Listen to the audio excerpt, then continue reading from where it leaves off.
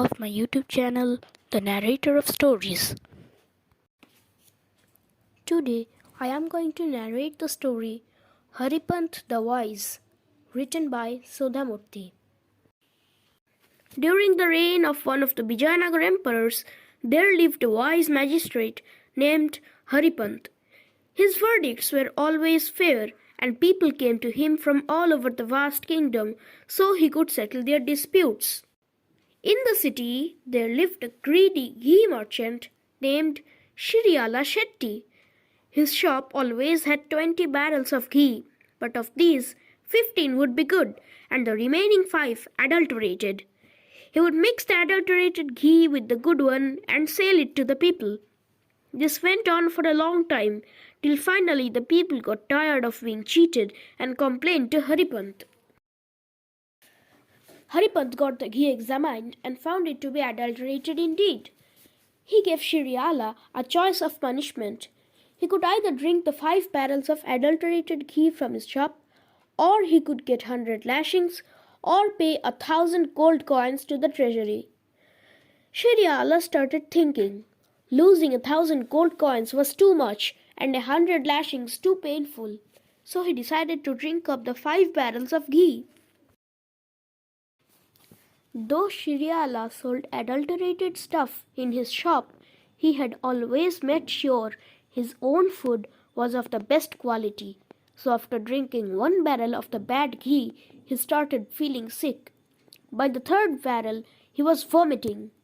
At this point, he decided to opt for the lashings instead, but his was a pampered body, unused to any hard work. After 10 lashes, he started trembling.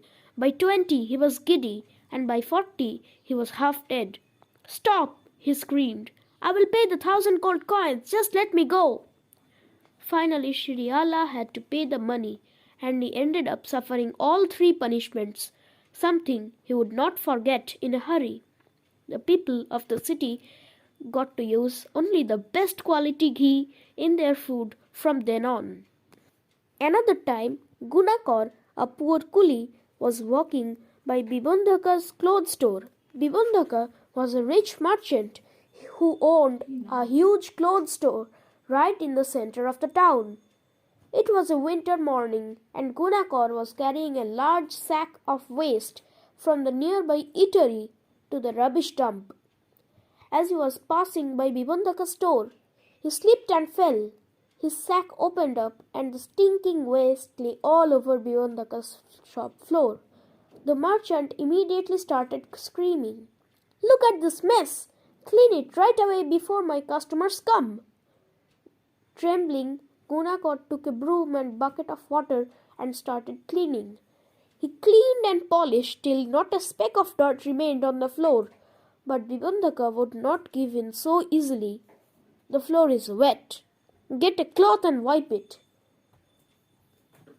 he shouted. Gunakar scratched his head. "I don't have any cloth on me," he said.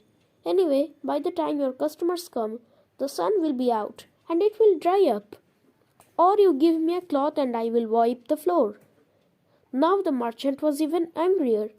"Is this a warehouse of old clothes? Where will I get a spare cloth from? You take off your coat and wipe the floor with it." This was too much. Gunakar was wearing an old, worn woolen coat, the only worn clothing he possessed. "I am a poor man," he tried to explain. "Some rich person like you gave me this used coat for the winter. If I use this coat to clean the floor, what will I wear? Please let me go." But Bibandhaka was adamant. "No, if the dusty smell persists after you go, no customer will come to the shop. I will suffer big losses. My reputation will be ruined, and I will become a pauper. So quick, take off your coat and clean up."